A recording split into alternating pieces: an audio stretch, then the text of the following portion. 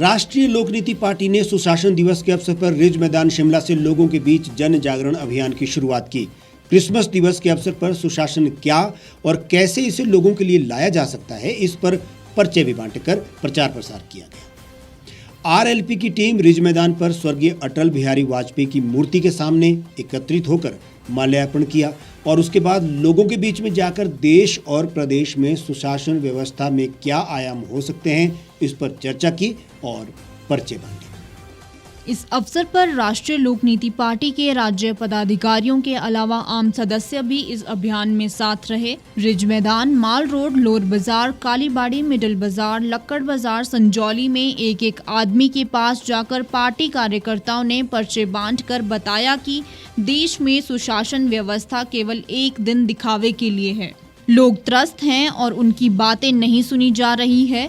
इतना ही नहीं, लोगों से वायदे चुनावी होते हैं और उसके बाद लीपापोती कर जनता को गुमराह किया जाता रहा है। आज भी लोग दफ्तरों के चक्कर काट कर निराश ही घर वापस आते हैं। उनके लिए सरकार राजनीतिक लॉलीपॉप के अलावा कुछ और नहीं दे पा रही है।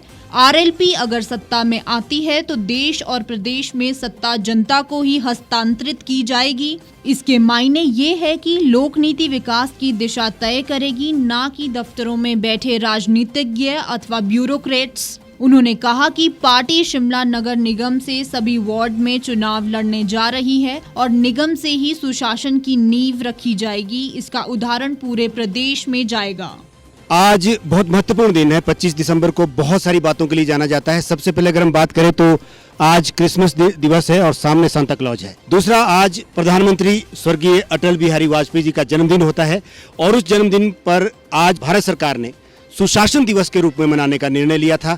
और जब हम पूरे देश की बात करें तो सुशासन दिवस में एक पार्टी ऐसी भी दिख रही है जो लोगों के बीच पर्चे बांट करके ये कह रही है कि सुशासन व्यवस्था को किस तरह से हम आगे बढ़ा सकते हैं, कैसी सुशासन व्यवस्था हो जहां पे हमारी जो सरकार है वो लोगों के लिए काम करे, लोगों के द्वारा जो चुनी हुई सरकार है वो लोगों की बात को सुने। ये सारी बातों पर हमारे बीच में राष्ट्रीय लोकनीति पार्टी के यहाँ कुछ सदस्य आए हैं। हम उनसे बात करते हैं। राष्ट्रीय लोकनीति पार्टी अपने सदस्यों के साथ लोगों के बीच में जाकर के एक पर्चा बांट रही है। ये पर्चा ये बताने के लिए है लोगों को कि सुशासन व्यवस्था, गुड गवर्नेंस क्या है और कैसे दी जा सकती है, या आपको लगता है कि आप आने वाले चुनाव के लिए पार्टी को लोगों के बीच में आज लेकर के आए हैं? क्या कहना चाहिए? देखिए, जहाँ तक बात सुशासन की है तो राष्ट्रीय लोकनीति पार्टी मानती है कि सुशासन का मतलब है जन भागीदारी। इसका मतलब है कि आप लोगों की भागीदारी कैसे हो सकती है, पारदर्शिता हो, जवाबदेही हो, इसके साथ साथ लोगों के जो भी काम है उनको सरकार किस तरह से करे। सरकार का मतलब ये नहीं है कि वो कोई राजा है या उन्हें कोई ऊपर से भेजा गया है। जनता द्वारा भेजे गए प्रतिनिधि है। असली मालिक जनता है।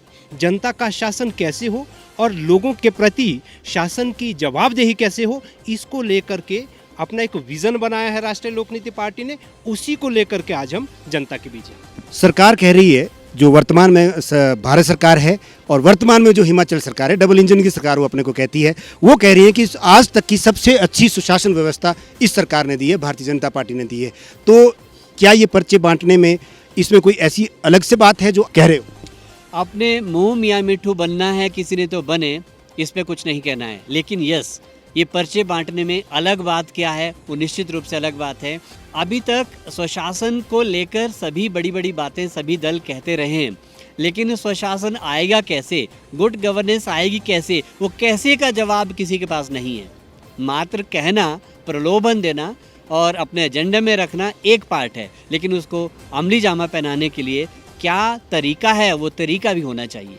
आज तक कहीं नहीं था। आज राष्ट्रीय लोकनीति पार्टी उस तरीके के साथ सबके सामने आई है। आज किसी भी बात को लेकर प्रश्न करिए, उसका एक स्थायी और सटीक हल राष्ट्रीय लोकनीति पार्टी के पास मिलेगा।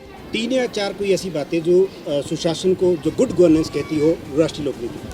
देखिए, सबसे पहली बात यह है कि अभी सरकारें जो काम कर रही हैं एस्टिमेटेड डेटा पे काम कर रही है।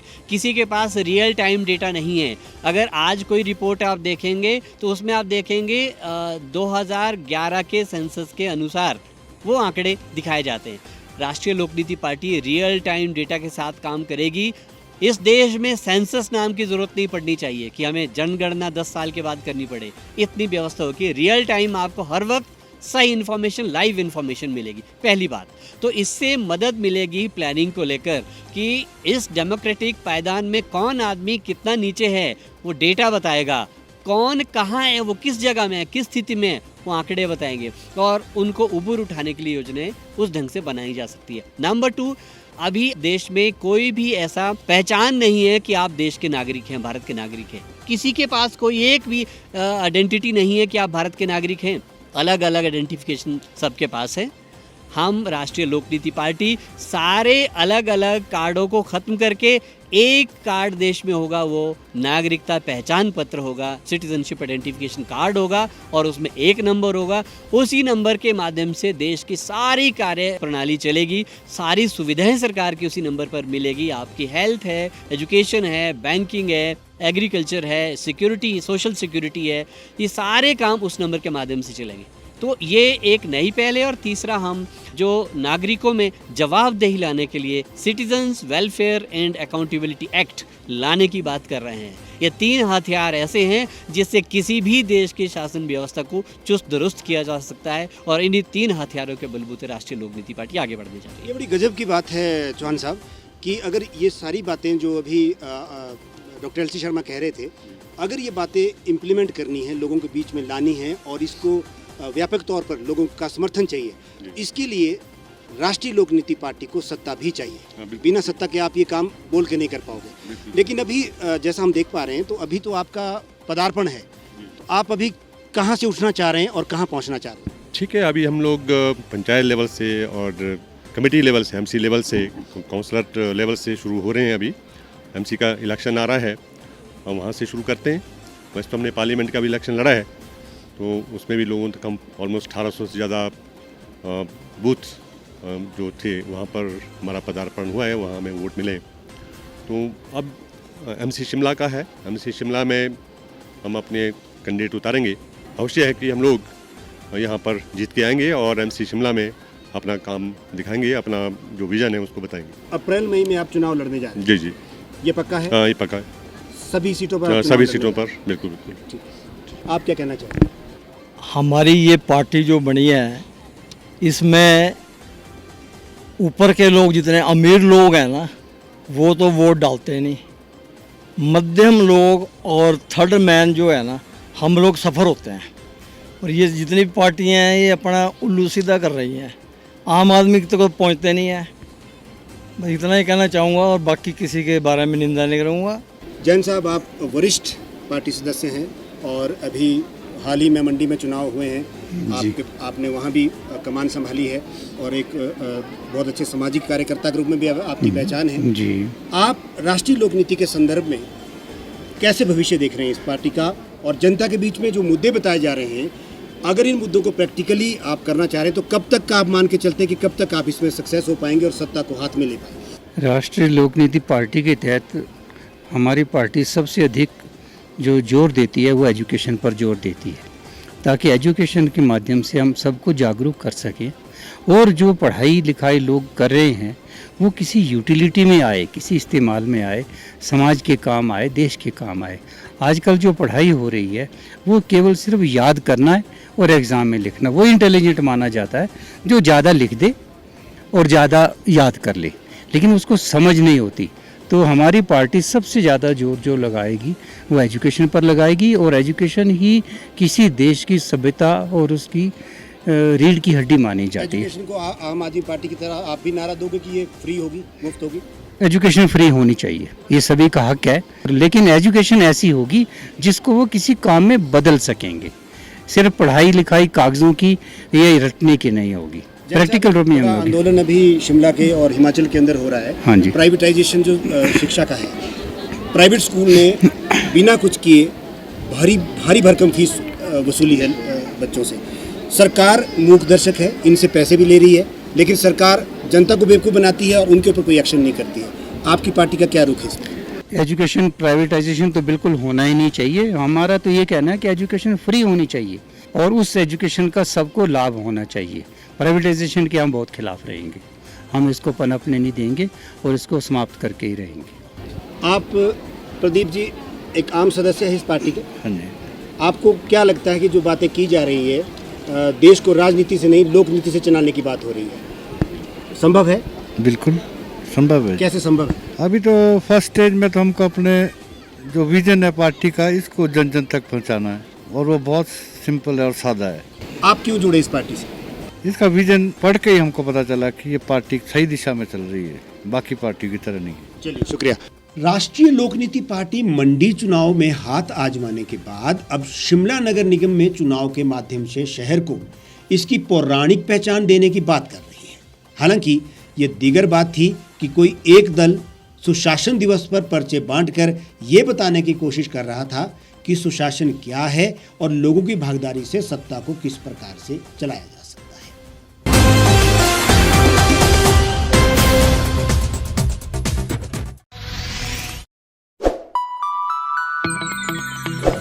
खबरों में बने रहने के लिए सब्सक्राइब करें द रीव टाइम्स, लाइक और शेयर करना ना भूलें। एक छत के नीचे सुविधाओं का अब उठाएं लाभ।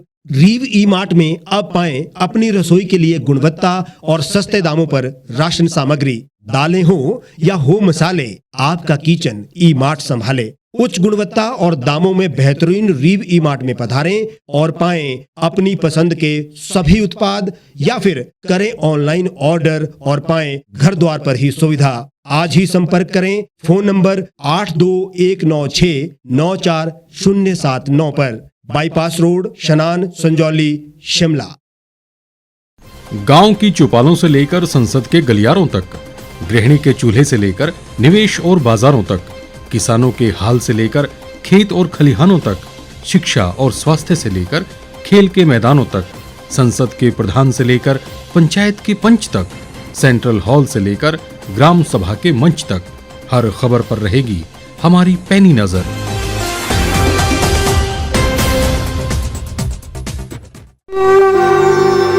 भारतवर्ष, जिसे आप दशकों से सुनते आए हैं कि सोने की चिड़िया थी। इसके पंख पहले मुगलों ने कुतरे, फिर अंग्रेजों ने, और आज राजनीतिक प्राणी कोई कोर कसर नहीं छोड़ रहे। आज भी लगभग 25 करोड़ लोग रात को भूखे सोते हैं। करीब 2 करोड़ लोगों के पास घर नहीं है। भ्रष्टाचार में हमारा 176 देशों में 80 नंबर आता है। औसतन 100 महिलाओं के साथ हर दिन ज्यादतियां होती है और ना जाने क्या क्या। देश की संसद से कुछ ही दूरी पर चादर लपेटे सैकड़ों लोग सुबह नील गगन के नीचे सोए हुए मिलते हैं। क्या आप एक ऐसे भारत की परिकल्पना नहीं करना चाहेंगे जहां कुछ ऐसा किया जाए कि 1 वर्ष के भीतर देश में कोई भिखारी या लाचार भी आश्रयहीन न रहे? लोगों को सभी सरकारी सेवाएं घर द्वार पर ही प्रदान की जाएं ताकि दफ्तर या कर्मचारी के चक्कर ना काटने पड़े। भ्रष्टाचार जड़ से समाप्त हो जाएगा। सेवा प्रदाताओं की पब्लिक रेटिंग यानी जनाकलन और तकनीक द्वारा अपराधों का शून्यकरण किया जाए। स्वास्थ्य और आधारभूत शिक्षा सभी के लिए समान गुणवत्ता के साथ निशुल्क प्राप्त हो, और भी बहुत कुछ। यदि आप इस पवित्र राष्ट्र निर्माण यज्ञ का हिस्सा बनना चाहते हैं तो आज ही राष्ट्रीय लोकनीति पार्टी से जुड़ें। अब देश राजनीति से नहीं लोकनीति से चलेगा। विजिट करें वेबसाइट rashtriyalokniti.org।